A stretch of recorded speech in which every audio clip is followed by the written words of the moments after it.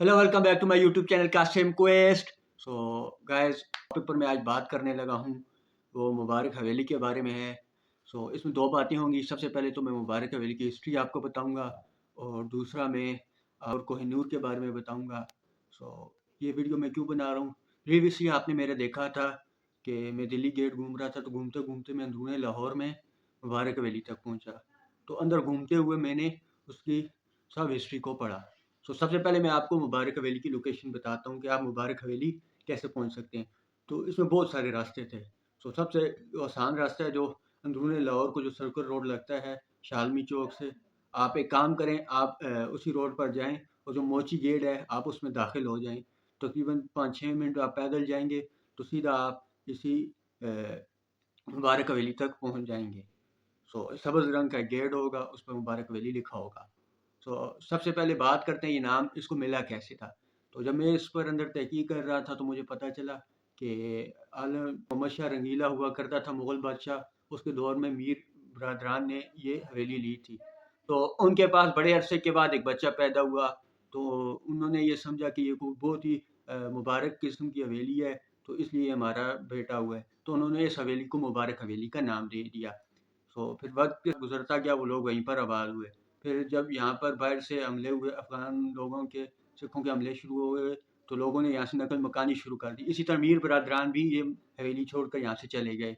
तो ये इसी तरह वीरान पड़ी रही। फिर कहते हैं कि 1799 में जब पंजाब में रंजीत सिंह का इक़्तिदार शुरू होता है तो उसने सरकारी एलामिया जारी किया कि जितनी भी लावारिस ज़मीनें हैं उसको कौमी मलकियत में लिया जाए। तो इसी तरह ये मुबारक हवेली भी कौमी मलकियत में आ गई और इसके ऊपर काम शुरू हो गया।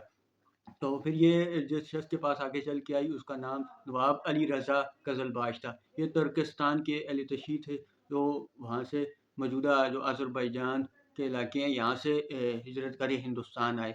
ये हवेली इनके पास आ गई। तो 1850 तक कहते हैं कि यहाँ से जुलजना के जुलूस बरामद होते थे, जो आज भी 9-10 मुहर्रम के जुलूस बरामद होकर करबला गामी शाह पर ख़त्म हो जाते हैं। फिर 1928 में इनके दरमियान कोई ज़मीनी तनाज़ा हुआ और ये जो हवेली बँट गई। एक हिस्सा इसका निसार हवेली कहलाने लगा, दूसरा मुबारक हवेली। निसार हवेली में गया तो वो तो बंद थी। फिर मुंतज़िम ने मुझे से मुबारक हवेली ही दिखाई। सो ये तो इसकी मुख्तसर सी तारीख़ थी मुबारक हवेली की। अब जो असल बात मैं जिस तरफ आता हूँ, जब मैं अंदर घूम रहा था तो मुझे कोहिनूर के बारे में पता चला कि यार वो हीरा यहीं पर हुआ करता था। तो अफ़गानिस्तान का एक बादशाह था शाह शुजा, उसके पास एक कोहिनूर हीरा होता था। तो वो कश्मीर में कैद था, उसकी बीवी ने सिखों से दरख्वास्त की कि यार ख़ावंद को मेरे छुड़ाएँ, मैं आपको कोहिनूर हीरा दूँगी। उसने कश्मीर पर हमला किया, शाह शुजा को वो लाहौर ले आए। तो लाहौर ले आकर उसको इसी मुबारक हवेली में कैद कर दिया गया, ताकि और उस पर बहुत ज़्यादा नफ़सियाती हरबे इस्तेमाल किए गए कि वो कोहिनूर हीरा दे। शुरू में तो वो नहीं दे रहा था। आखिर में उस पर उन्हें कोहिनूर हीरा देने पर वो रज़ामंद हो गया। सो जब उसने वो कोहिनूर हीरा उनको दिया तो रंजीत सिंह ने उससे पूछा कि यार इसकी क्या कीमत है? उसने एक बहुत ही तारीख़ी अल्फ़ाज़ इस्तेमाल किए कि इसकी कीमत सिर्फ़ और सिर्फ़ ताकत है। यानी ताकत के बलबूते पर मेरे आबा-ओ-अजदाद ने ये चीज़ औरों से छीनी, अ, ईरानियों से ली, ईरानियों ने ये मुग़लों से ली। आज ताकत के बलबूते पर तुम मुझसे ले रहे हो, कल कोई और ताकतवर होगा तो तुमसे ले लेगा।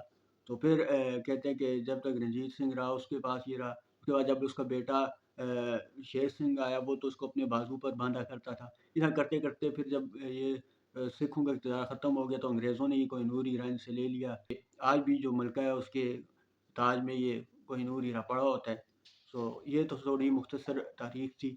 उम्मीद करता हूँ कि आपको ये बहुत पसंद आई होगी। इंशाल्लाह नेक्स्ट व्लॉग तक के लिए मुझे इजाज़त दें, फिर आपसे मिलेंगे। अल्लाह हाफ़िज़।